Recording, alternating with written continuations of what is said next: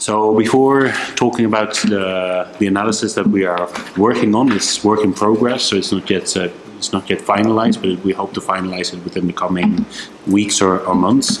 I will briefly introduce the Joint Research Center and the unit in which I work, just in case you're less familiar with that organization as a bit of background.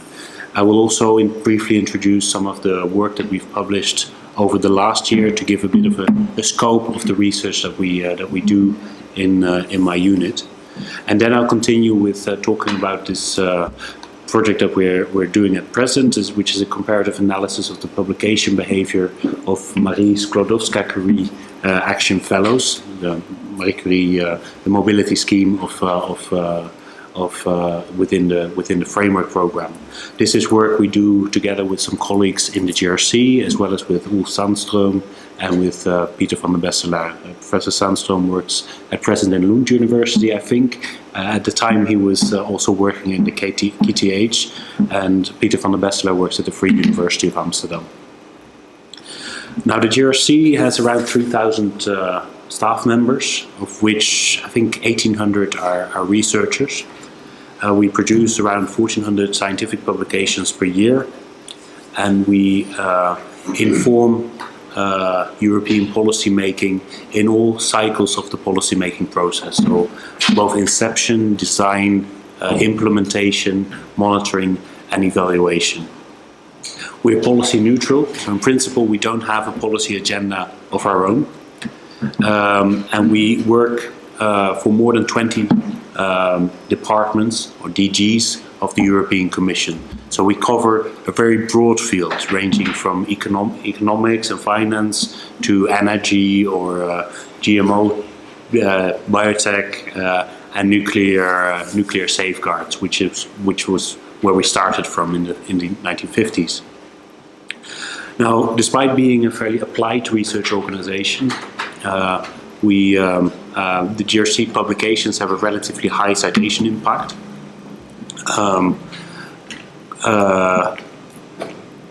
comparable to some of the main research organizations in Europe and the world.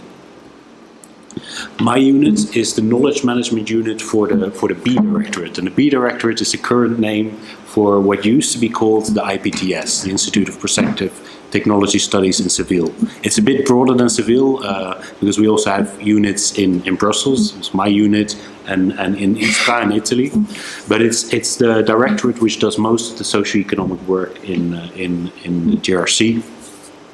My unit is a knowledge management unit, which means that to some extent we provide a link between some of the other units. For example, the Territorial Development Unit, which does smart specialization, the Digital Economy, and the Human Capital and Skills Unit, and Policy Directorates. Of course, they also do these links themselves, but we try to support them where we can, and we also work with them on more horizontal topics. For example, at the moment we're working on a report looking at the relationship between technological innovation and the future of work. One of the central ways that we link between the knowledge production units and the European policy making process is through the European semester, which is an exercise in which all the departments of the Commission, all the DGs of the Commission come together and analyze each of the European member states, the macroeconomic situation, looking at employment, looking at innovation, looking at higher education, and a range of other topics, analyze the current situation, identify challenges, and make country-specific recommendations. And we try to support the different policy DGs in this process. In terms of knowledge production in my unit, we focus mainly on research, innovation, and higher education at the level of the member states. So we engage in R&I policy analysis. We also do economic analysis, including macroeconomic modeling, and we host the Research and Innovation Observatory. This is principally a website that we have together with DG Research, which it's the Research and Innovation Observatory and Policy Support Facility website, in which we give access to data and analysis, to our own reports and to the reports that are produced in the framework of this policy support facility, in which specific support is given to the member states. We also try to monitor R&I related news, and annually we produce analysis of the research and innovation systems in each of the member states. Now, recently we signed an agreement with DG EAC to support them in the development of a knowledge hub for higher education, in which a number of data collection exercises of the Commission, including ITER, the European Tertiary Education Registry, U-Multirank, and the forthcoming pilot graduate tracking survey will be brought together and linked to have a joint infrastructure in order to inform or support stakeholders to engage in monitoring, benchmarking of universities in Europe, and to support research and analysis, and finally policy making. We agreed with EAC to also engage in a number of analytical projects on the basis of these, building on these databases, but that's I will not touch upon, will not develop further now. In 2017, we covered quite a range of topics. For example, we wrote a case study of an ESPO Innovation Garden. I think it's called the ESPO Regional Cluster, in which Aalto University plays a central role. We did that together with colleagues in Seville. We published, and this is an outsourced study in which researchers from the CNR in Italy and a number of other research organizations and units in Europe collected data on national public research funding allocation. We did an analysis of the publication performance of the GRC, so this is more an internal product. We looked at entry barriers and economic growth in the EU, R&D tax credits and their macroeconomic impact, using the macroeconomic model Quest 3. We looked at improving access to finance for young innovative companies, and the coming year we will look, the coming months, we will look at, amongst others, analyses of national support measures to support high growth innovative enterprises, an assessment of the SME instrument program within the FP, within the framework programs, an assessment framework of the regional innovation impact of universities. This should come out in the coming weeks, by the end of this month.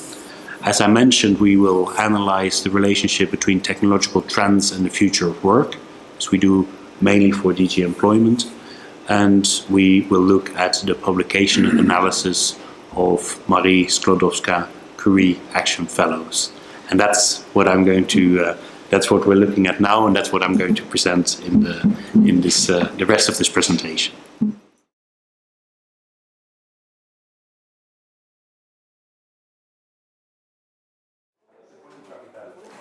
Today we're hosting at Fedea a seminar with Koen Jonkers. Koen Jonkers is Deputy Head of the European Commission Joint Research Center, in which he works on R&D knowledge and innovation issues. Today he is presenting us the results of a very interesting report which analyzes the mobility and productivity and a co-publication behavior of the Marie Curie Fellows. And Koen, which would you say was the main objective that this project started with? We wanted to analyze, we wanted to compare the publication behavior and especially the publication impact of researchers, applicants and successful applicants in the Marie Curie Fellowship Program coming from different parts of Europe, to see whether there was a difference in their performance at the time of receiving the grant and before the grant, and also whether there is this difference changed over time, whether the effect of receiving a grant was different for one group of researchers coming from one group of countries to the other.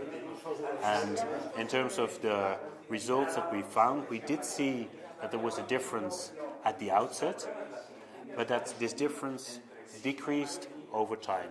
So that over time the performance of researchers from all parts of Europe, speaking overall of course and on average, seemed to converge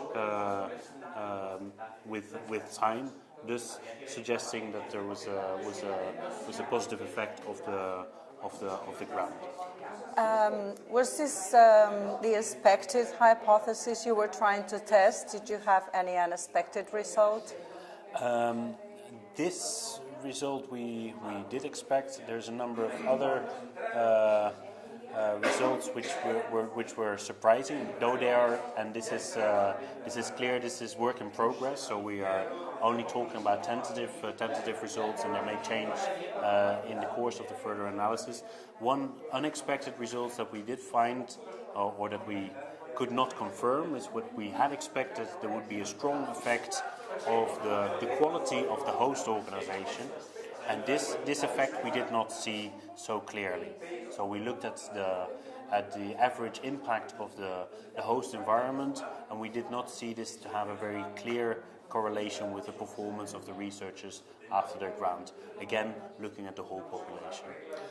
Even if the stage of the analysis is still, as you say, work in progress, do you already have any preliminary policy recommendations coming from this report?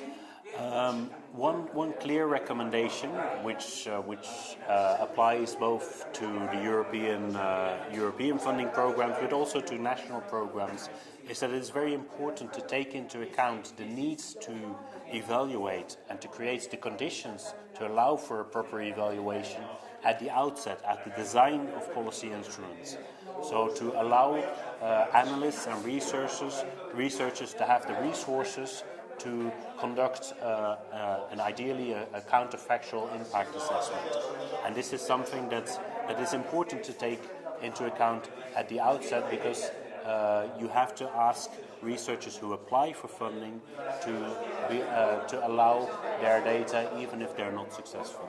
So that's one of the main recommendations that comes out of this study. Any follow-up or immediate next step that you're already working in or have in mind? Well, as part of this project, we also hope to compare the performance of the Marie Curie grants to some other grant schemes. To which extent we will do that in a full-fledged analysis, or we do that in a more modest way, it still remains to be seen, but this could be one potential extension of the project. Okay, thank you very much, Koen, for sharing this with us. We wish you much luck in your present and future projects at your unit. Thanks. Thank you so much.